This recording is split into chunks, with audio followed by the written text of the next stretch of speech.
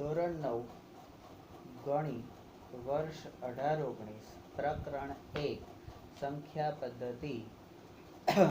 સંખ્યા પદ્ધતિ એ આપણે આગળ પણ ભણ્યા છે. યાદ રાખો. નંબર એ પ્રાકૃતિક સંખ્યાઓ નેચરલ નંબર્સ. પ્રાકૃતિક સંખ્યાની વ્યાખ્યા: સંખ્યાઓ 1, 2, 3 અને 4 ડેશ ડેશ ડેશ એ પ્રાકૃતિક સંખ્યા કહેવાય છે. જથ્થો આવી બધી સંખ્યાઓના જથ્થાને પ્રાકૃતિક સંખ્યાઓનો જથ્થો કહે છે. સંજ્ઞા પ્રાકૃતિક સંજ્ઞાઓના જથ્થાને સંકેત કેપિટલ N વડે દર્શાવાય છે.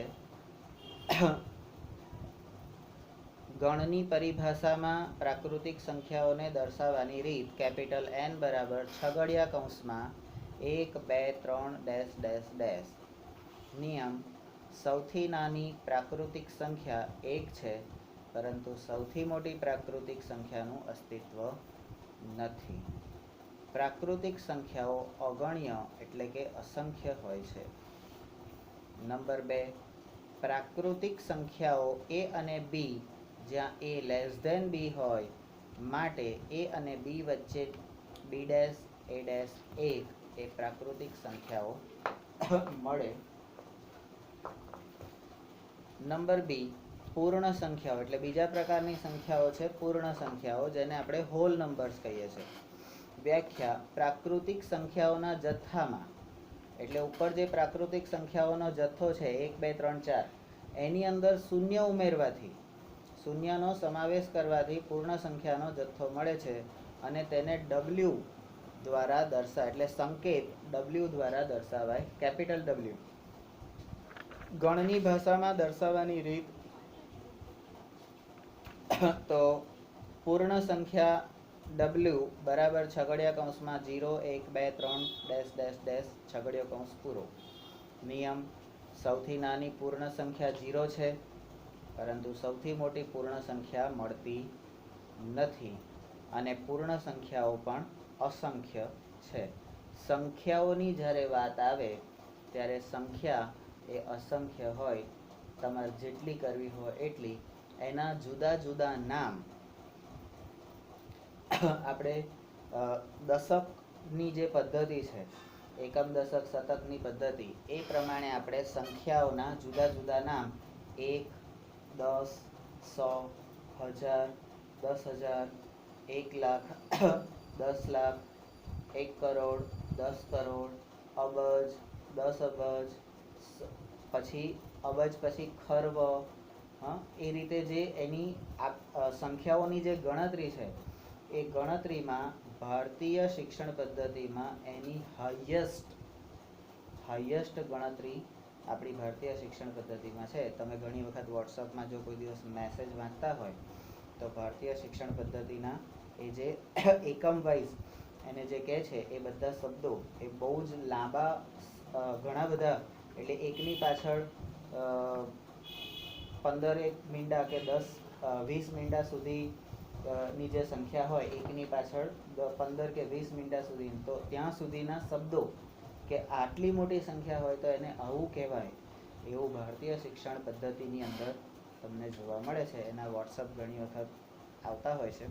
હવે ફરી આવશે એટલે હું તમને બતાવીશ, બરાબર? તો પૂર્ણ સંખ્યાઓ અસંખ્ય છે. હવે નિયમ નંબર 2 પૂર્ણ સંખ્યાઓ a અને b માટે જ્યાં a લેસ ધેન b હોય માટે તો a અને b વચ્ચે b ડેશ a ડેશ 1 એ પૂર્ણ સંખ્યાઓ મળે. ત્રીજી સંખ્યા છે પૂર્ણાંક સંખ્યા. ત્રીજી સંખ્યા છે પૂર્ણાંક સંખ્યા, જેને આપણે ઇન્ટીજર્સ કહીએ છીએ. વ્યાખ્યા: બધી જ પ્રાકૃતિક સંખ્યાઓ એટલે પ્રાકૃતિક સંખ્યાઓ એટલે 1, 2, 3,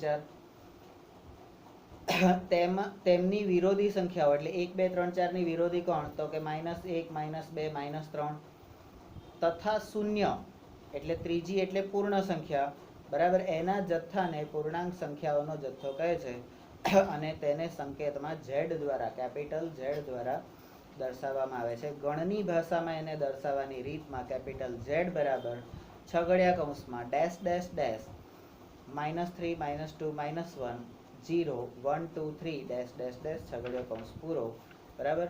અનંત સુધી ઋણ સંખ્યાઓ અને અનંત સુધી ધન સંખ્યાઓ, એ રીતે એને લંબાઈ શકાય. નિયમ: પૂર્ણ સંખ્યાના જથ્થા માટે વપરાતો સંકેત z એ જર્મન ભાષાના શબ્દ જેહલેન પરથી આવેલ છે અને જેનો અર્થ થાય છે સંખ્યા અથવા તો ગણવું.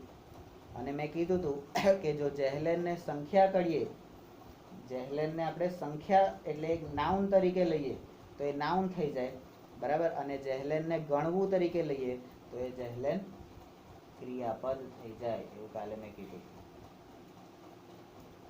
તો ગણિતમાં તમે ગણિત ભણાવો છો કે અંગ્રેજી ભણાવો છો? ગુરુજી છે ને કોઈ બી એક વિષય ભણાવો, બરાબર. અહીં માંડ એકમાં ટપ્પી નહીં પડે, તમે બાજુ ભેગું કરી દો, લોચા કેટલા પડે? અમારે કયું ભણવાનું? ગણિત ભણવાનું કે અંગ્રેજી ભણવાનું? તો ભાઈ જ્યાં જે આવતું હોય એ ભણવાનું.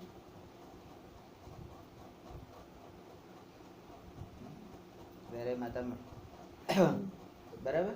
નિયમ: હવે સૌથી નાની અને સૌથી મોટી પૂર્ણાંક સંખ્યાનું અસ્તિત્વ નથી. ચલો ઉપરના 3માં ઉપરના 2માં તો સંખ્યા મળે છે, સૌથી મોટી અને સૌથી નાની. અહીંયા એટલે પહેલામાં જો સૌથી નાની મળે છે, પહેલા 2માં સૌથી મોટી મળતી નથી. ત્રીજી પૂર્ણાંક સંખ્યામાં તો નાની એ નહીં મળતી, મોટી એ નહીં મળતી, બેયનું અસ્તિત્વ નથી. હા, અને પૂર્ણાંક સંખ્યાઓ પણ અસંખ્ય હોય છે, કારણ કે માઇનસમાં પણ તમે જેટલું ધન બાજુ લઈ જાઓ એટલું તમે માઇનસ બાજુ લઈ જાઓ કે વાંધો આવે, બરાબર. એટલે અસંખ્ય છે, બરાબર. પૂર્ણાંક સંખ્યાઓ a અને b, જ્યાં a લેસ ધેન b હોય માટે a અને b વચ્ચે b ડેશ a ડેશ 1 પૂર્ણાંક સંખ્યાઓ મળે. ત્યાર પછીનો મુદ્દો છે એટલે ચોથા પ્રકારની સંખ્યા, બરાબર. તો અહીંયા આગળ આપણે એક મુદ્દો કરી શકીએ, સંખ્યાઓના પ્રકાર. થાય તો સમય સંખ્યાઓ રેશનલ નંબર્સ. હવે વ્યાખ્યા: જો p અને q એટલે p ને આપણે અંશ કહીએ એટલે અંશ દર્શાવતો કોઈ એ, અને q ને આપણે છેદ કહીએ, તો p અને q એ પૂર્ણાંક હોય. બંને કેવા હોય? પૂર્ણાંક. પૂર્ણાંક એટલે કેવા? તો કે -0 અને ધન, -0 અને ધન વાળા પૂર્ણાંક, બરાબર. એવી કોઈ પણ સંખ્યા હોય p અને q માં. અને q એ શૂન્યતર હોય. શૂન્યતર એટલે શૂન્ય સિવાય, શૂન્ય ઈતર એટલે શૂન્ય સિવાય બીજો કોઈ પણ, એટલે શૂન્ય ના હોય તો માઇનસ હોય અને પ્લસ હોય પણ શૂન્ય, કારણ કે છેદ શૂન્ય થઈ જાય તો આખું પદ, છેદ શૂન્ય થાય તો આખું પદ ભાગાકારનું કેવું થઈ જાય? શૂન્ય થઈ જાય. એટલે છેદ શૂન્ય હોય નહીં, બરાબર. તો q શૂન્યતર છે. અને સંખ્યા r, સંખ્યા સ્મોલ r, એને આપણે p/q સ્વરૂપમાં લખી શકીએ. તો r ને, સ્મોલ r ને સમય સંખ્યાઓ કહીએ છીએ, બરાબર.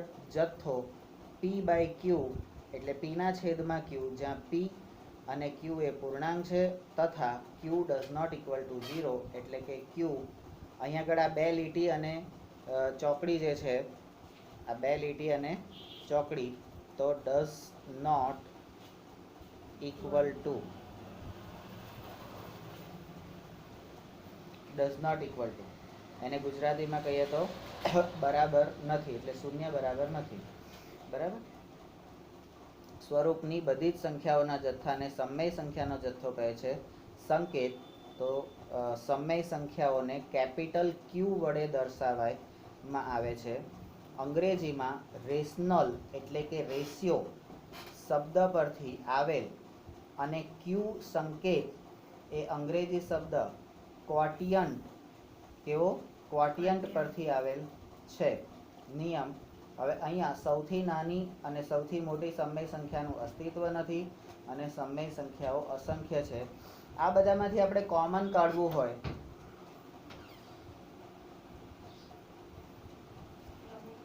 હા બીજો કરો અને પછી બતાવો બે સાથે, બરાબર. અને ટાઈમ છે તો ત્રીજો કરી નાખજો, બે જ થશે આમ તો, ત્રીજો નહીં થાય.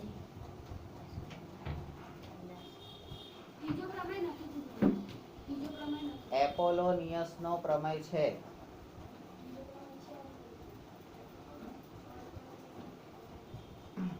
તમે અત્યારે વર્તુળના બે પ્રમેય કરો.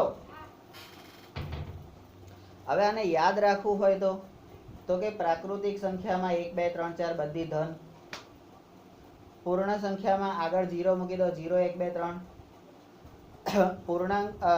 પૂર્ણાંક સંખ્યાઓમાં -0 અને ધન, ઋણ 0 અને ધન, અને સમય સંખ્યામાં અપૂર્ણાંક એટલે p/q સ્વરૂપ અપૂર્ણાંક.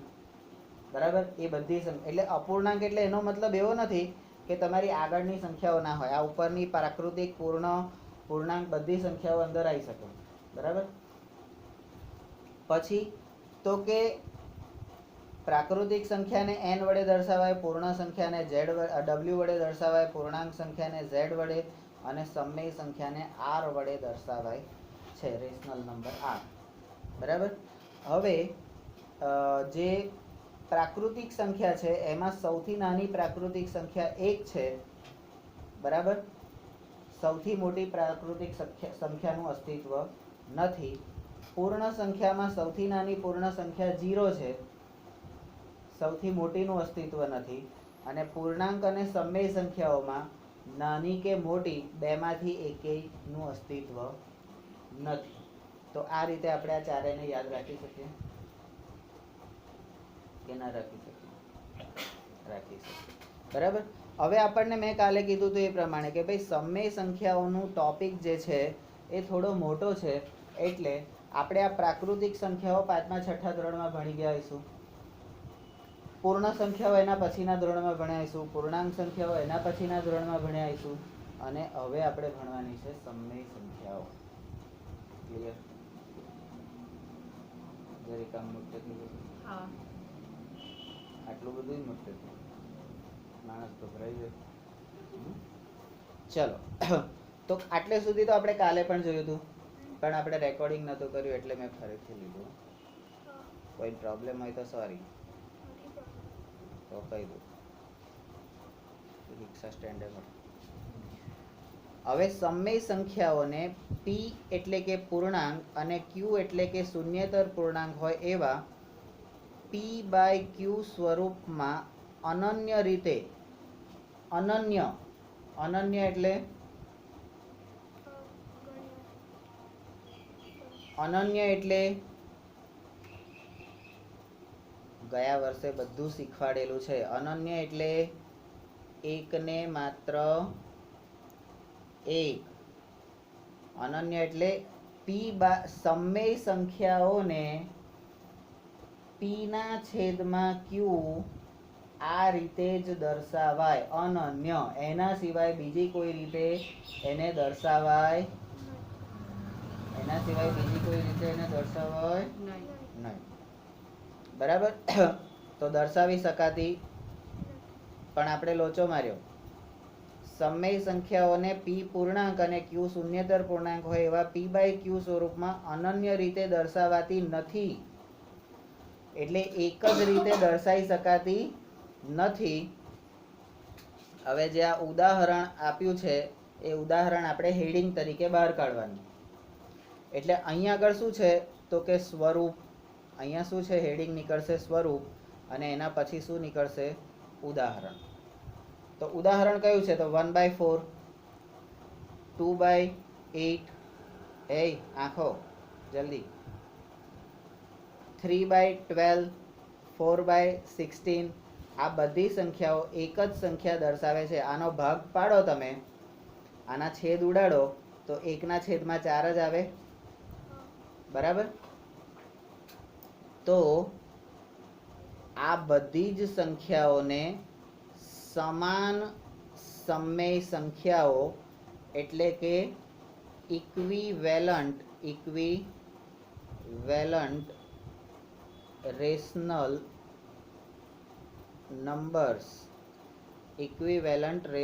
નંબર્સ કહેવામાં આવે છે. એટલે આપણે સમય સંખ્યા એનો એક પ્રકાર છે સમાન સમય સંખ્યા. સમાન સમય સંખ્યા, બરાબર. એ એનો જો હશે છે આમ પછી હું નહીં પહેરું.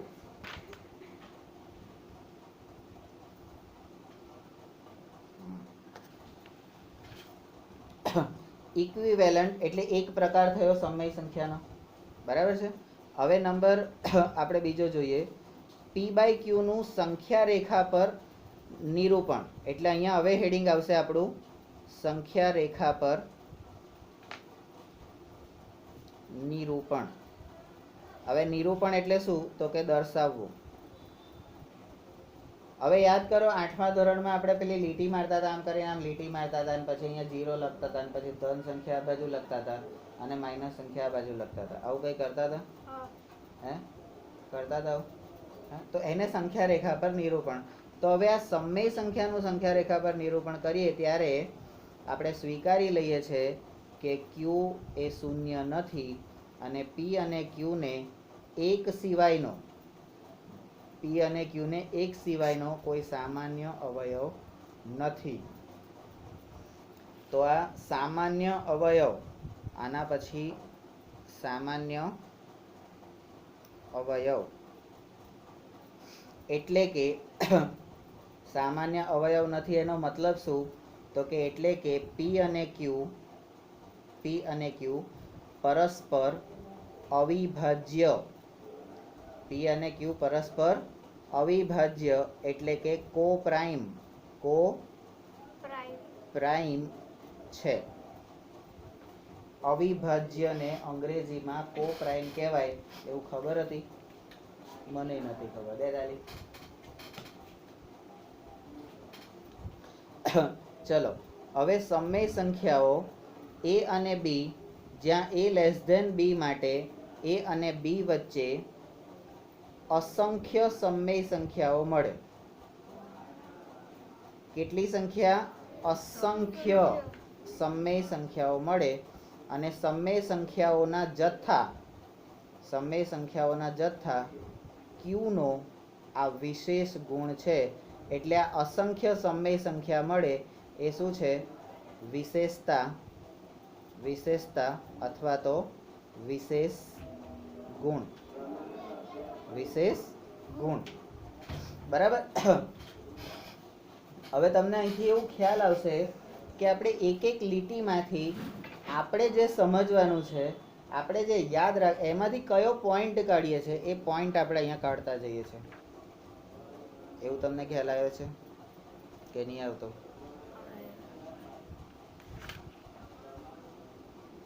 હવે દરેક પ્રાકૃતિક સંખ્યા, હા, આપણે થિયરીમાં જ્યારે સોફ્ટવેરમાં જોતા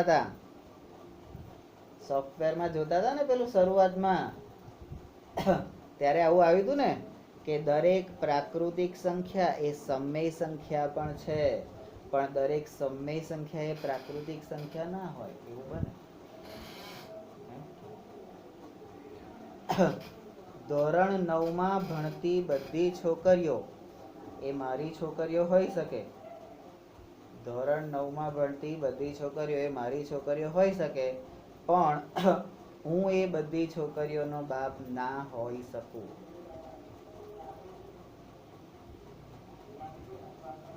ના પડી?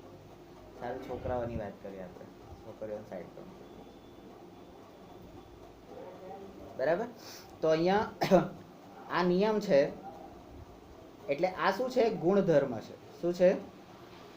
ગુણધર્મ. તો દરેક પ્રાકૃતિક સંખ્યા એ સમય સંખ્યા પણ છે. એટલે કેમ? તો કે આ 1, 2, 3 અને 4 એ અહીંયા આગળ સમય સંખ્યામાં એનો સમાવેશ થઈ જાય છે, પ્રાકૃતિક સંખ્યાઓનો. શું ના? કારણ કે પી અને ક્યુ કેવી સંખ્યા છે? પૂર્ણાંક સંખ્યા.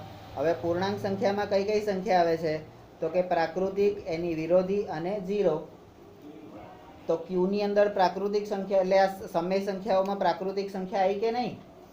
તો દરેક પ્રાકૃતિક સંખ્યા એ સમય સંખ્યા છે. બરાબર. તો ગુણ 1. હા, અને એનું ઉદાહરણ દાખલા તરીકે 7/1. 7 બરાબર 7/1. હવે યાદ કર, આપણે કોઈ જવાબ આવતો હતો તો એની નીચે 1 લખતા હતા.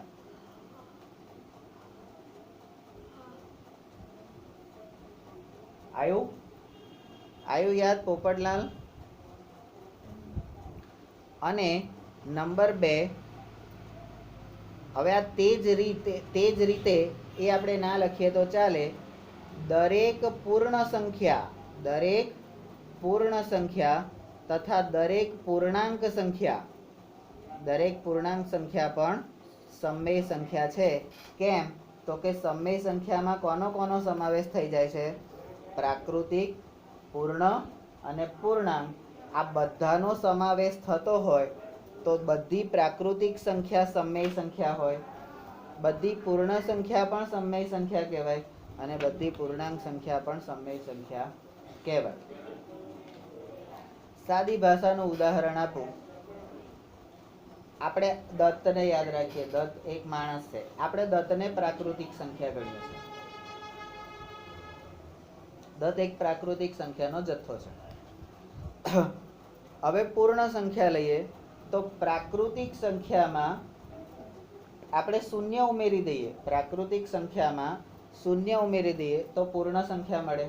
એટલે આ અને આ એકબીજાના ભાઈબંધો થઈ ગયા. આ અને આ એકબીજાના ભાઈબંધો થઈ ગયા. હવે શૂન્યની અંદર આપણે પાછી વિરોધી સંખ્યા ઉમેરી દઈએ એટલે પ્રાકૃતિક સંખ્યા, શૂન્ય અને આ પ્રાકૃતિકની વિરોધી એ ત્રણે ભેગા થયા તો એ પૂર્ણાંક સંખ્યાઓ થઈ ગયા. તો પૂર્ણાંક સંખ્યા. હવે આ આનો ભાઈબંધ, હા, તો આ ત્રણેય કોના ભાઈબંધ?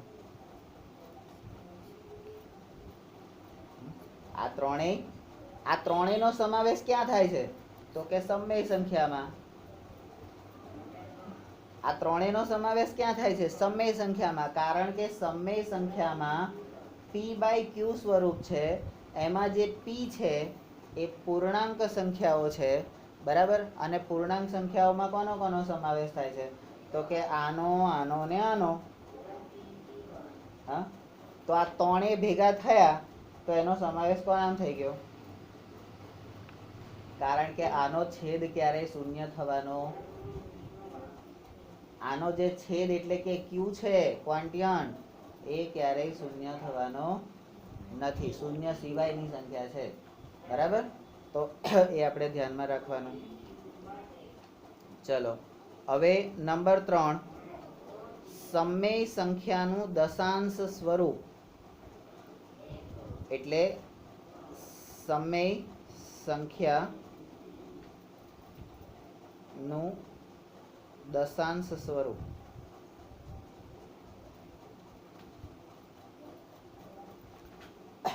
હવે સિમ્પલ વસ્તુ છે. અહીંયા p/q જે છે, p/q સ્વરૂપ જે છે, આ p/q સ્વરૂપ, બરાબર? એટલે એને આપણે અપૂર્ણાંક સ્વરૂપ કહી શકીએ. p/q એટલે અપૂર્ણાંક સ્વરૂપ કહી શકીએ. હવે ધારો કે અહીં આપણે 4/5 એનો આપણે જવાબ લાવીએ આંટી. 4/5 એટલે 4/5 એનો આપણે જવાબ લાવીએ તો 5 ને 4 વડે ભગાશે નહીં એટલે 0 મૂકી દેવાનું. પોઈન્ટ આવી ગયું. અહીં આગળ 0 આવી ગયા. 8×5 = 40, બરાબર? 0 0, બરાબર? તો હવે આ જે સ્વરૂપ આવ્યું સમમેય સંખ્યાનું 0.8 જે સ્વરૂપ આવ્યું એ સ્વરૂપ કયું કહેવાય? તો સમમેય સંખ્યાનું દશાંશ સ્વરૂપ આવ્યું. અને દશાંશ સ્વરૂપ કેવું હોય પાછું ખબર છે? મારા જેવું શાંત હોય.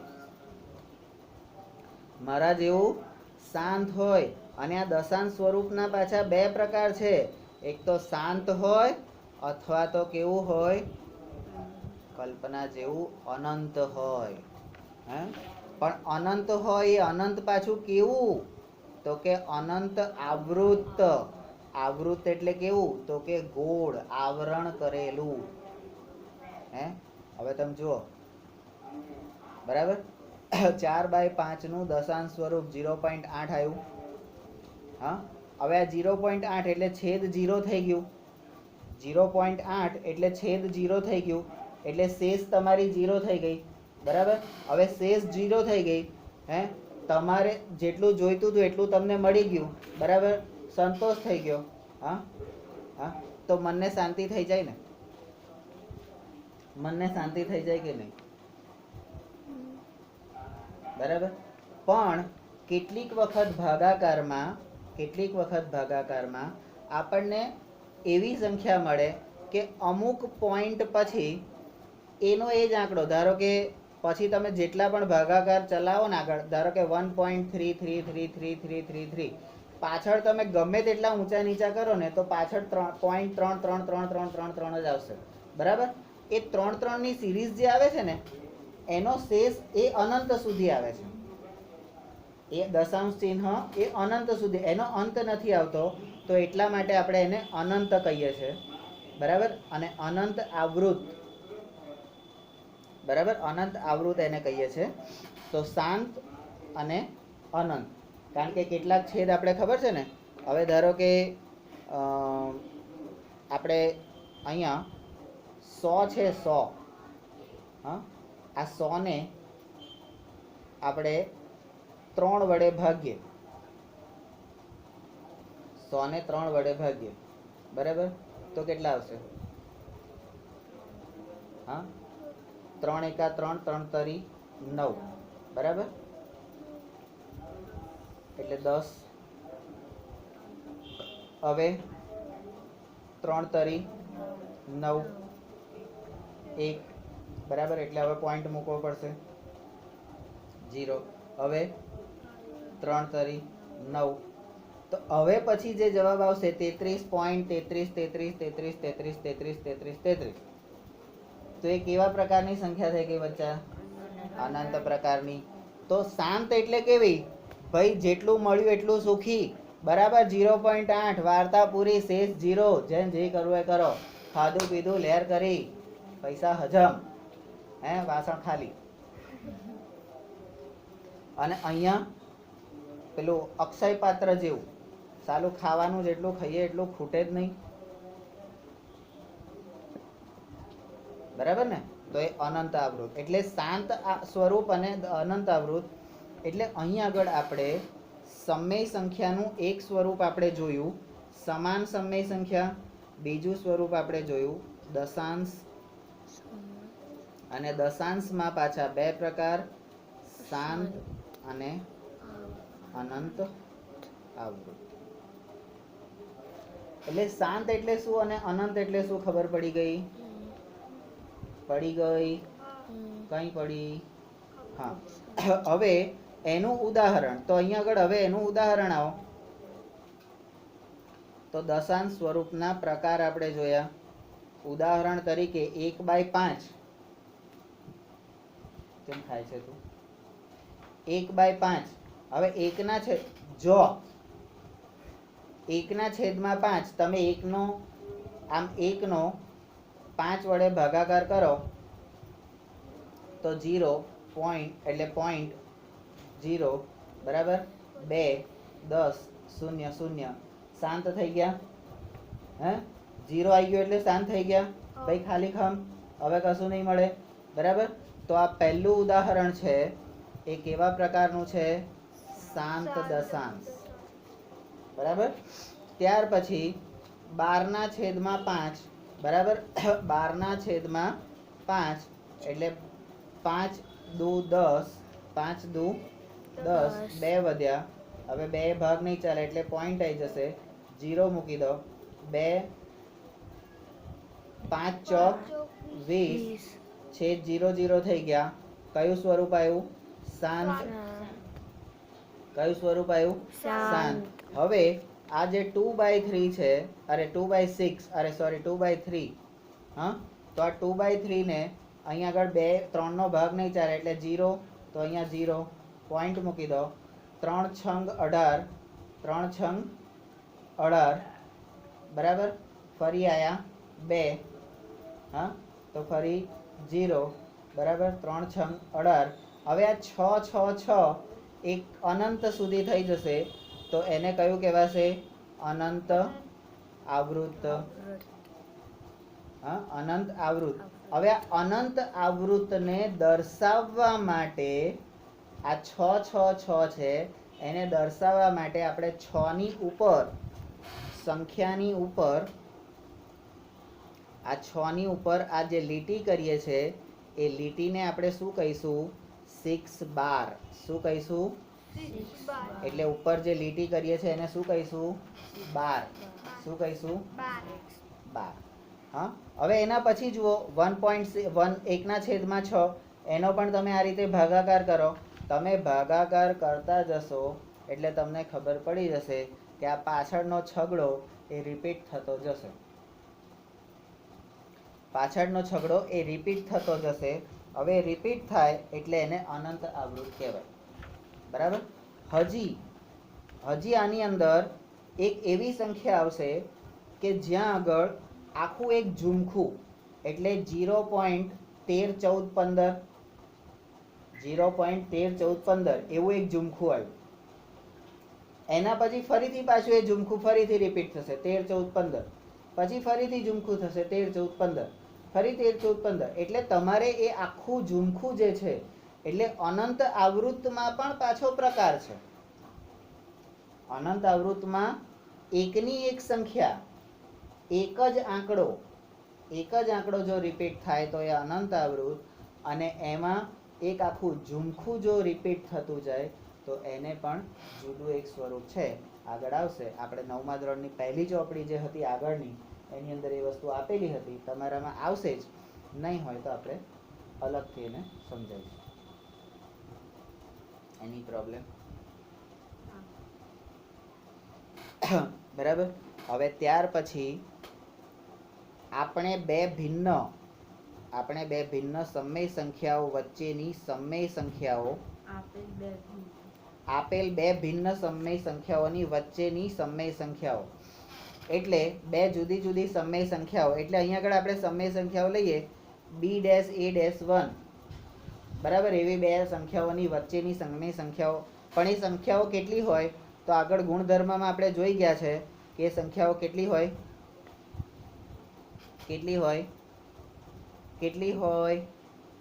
અસંખ્ય. કેટલી હોય? અસંખ્ય. a અને b વચ્ચે અસંખ્ય સંખ્યાઓ હોય. એનું કારણ શું ખબર? નહીં ખબર ને? હમણાં આવશે ને એટલે સમજાવીશ. સિમ્પલ વસ્તુ. આપણે 1 અને 2 કરીએ. 1 અને 2. આ 1 અને 2 ની વચ્ચે હવે સમય સંખ્યામાં તો પૂર્ણાંકે આવે, અપૂર્ણાંકે આવે, બધું આવે. 1 અને 2 ની વચ્ચે આપણે એક સંખ્યા મૂકવી હોય તો દોઢ મૂકી શકીએ. 1 અને 2 ની વચ્ચે દોઢ મૂકી શકીએ. હાફ અડધું. હા. હવે એ દોઢ અને 1 ની વચ્ચે તમે 1.25 મૂકી શકો. એટલે આ દોઢ જે થયું 1.50 થઈ ગયું. હવે દોઢ અને 2 ની વચ્ચે તમે 1.75 મૂકી શકો.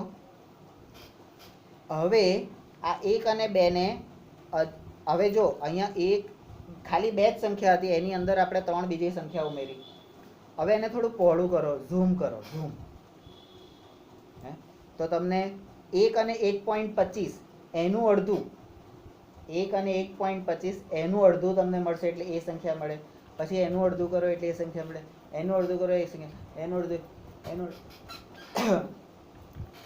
તો અસંખ્ય સંખ્યાઓ તમને મળે. અસંખ્ય. તમારી તાકાત હોય એટલે. બરાબર. તો હવે તમારી તાકાત બતાવવાની છે. અહીંયા આપણે નંબર 1 બે ભિન્ન સમય સંખ્યાઓની વચ્ચેની માગ્યા પ્રમાણેની સમય સંખ્યાઓ શોધવા માટે ત્રણ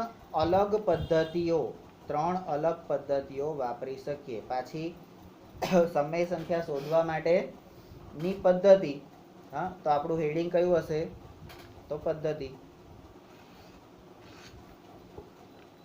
એટલે પદ્ધતિ એટલે શોધવા માટેની રીત કહેવાય ને પદ્ધતિ એટલે. બરાબર. તો નંબર 1 આ ત્રણમાંથી પહેલી કઈ છે? તો કે ધારો કે આપેલ ભિન્ન સમય સંખ્યાઓ a અને b, જ્યાં a લેસ ધેન b છે, અને a અને b ની સરેરાશ લેતા, a અને b ની જેમ મેં દોડ લીધું ને એવી રીતે સરેરાશ, a અને b ની સરેરાશ લેતા આપણને મળતી સંખ્યા એટલે વચ્ચેની સંખ્યા શોધવા માટે આપણે શું કરવું પડે? a પ્લસ b છેદમાં 2, a પ્લસ b છેદમાં 2. તો આપણે અહીંયા આગળ આપણે આ એક નંબરને a કહીએ અને 2 નંબરને b કહીએ. એક નંબરને a અને 2 નંબરને b. તો આપણા દાખલાની રીત પ્રમાણે a પ્લસ b છેદમાં 2 બરાબર એ a એટલે 1 વત્તા b એટલે 2 છેદમાં 2. તો અહીંયા આગળ આવ્યું 3/2. હવે 3/2 ને દશાંશ પદ્ધતિમાં દોઢ કહેવાય કે ના કહેવાય? 3/2 ને દોઢ કહેવાય કે ના કહેવાય? 3 નું અડધું. હે તો 3 નું અડધું એટલે તારા જેવું કહેવાય કે ના કહેવાય? દોઢ. આપણે નહીં કહેતા દોઢ ડાયો છે. તો 3 નું અડધું એટલે અહીંયા 1 અને 2 ની વચ્ચે આપણને એક સંખ્યા મળી. એ સંખ્યા આપણે કેવી રીતે શોધી? તો એની રીત કરવાની. તો પહેલી રીત કઈ? તો કે a પ્લસ b/2 એટલે સરેરાશ શોધવાની. અહીંયા સરેરાશ પહેલી રીત કઈ છે? સરેરાશ. અને એ a અને b વચ્ચેની સમય સંખ્યા થાય. બરાબર. આ તમારું પહેલાનું a, હવે પહેલાનું b. એટલે કે a લેસ ધેન એટલે હવે સંખ્યા કઈ આવશે? જો અહીંયા આવ્યું a less than a plus b/2 less than b. 1 અને 2 ની વચ્ચે આપણી દોડ આવી a. બરાબર. હવે નંબર c. આ જ પદ્ધતિએ આગળ વધતા આ બધા હવે આ 1 અને દોઢની વચ્ચે તમે a અને b લો. એકને a લો અને દોઢને b લો અને એમાં a પ્લસ b/2 કરો એટલે 1 વત્તા 1.5 એટલે અઢી. અઢીના ભાગ્યા 2 તો 1.25 આવે. અઢી રૂપિયાના અડધા 1.25 આવે. એક હવા રૂપિયો થઈ જાય ને. બરાબર. હવે 1 અને સવા રૂપિયો, 1 અને સવા રૂપિયો, એને પાછું 1 અને સવા રૂપિયો એનો સરવાળો કરો અને એને ભાગ્યા 2 કરો તો 1 અને સવા રૂપિયો એની વચ્ચેની સંખ્યા આવે. પછી એની વચ્ચેની સંખ્યા આવે, એની વચ્ચેની સંખ્યા આવે એટલે સમય સંખ્યાઓ કેવી મળે? અનંત મળે. કેવી મળે? ખબર પડી ગઈ? ક્લિયર? હે તો ઘણી બધી સંખ્યા મળવી શકે. આ જ પદ્ધતિ આગળ વધતા આપણને a અને b વચ્ચેની જોઈતી સમય સંખ્યાઓ મળે છે. તમને દાખલામાં ઘણી વખત એવું પૂછે છે કે ભાઈ સમય આની 4 અને 5 ની વચ્ચે 4 અને 5 ની વચ્ચેની 3 સમય સંખ્યાઓ શોધો અથવા તો 4 સમય સંખ્યાઓ શોધો તો તમે શોધી શકો કે ના શોધી શકો? કઈ રીતથી શોધી શકો? તમે કીધું એ નહીં મારી બાપ. સરેરાશ પદ્ધતિથી. કઈ પદ્ધતિથી?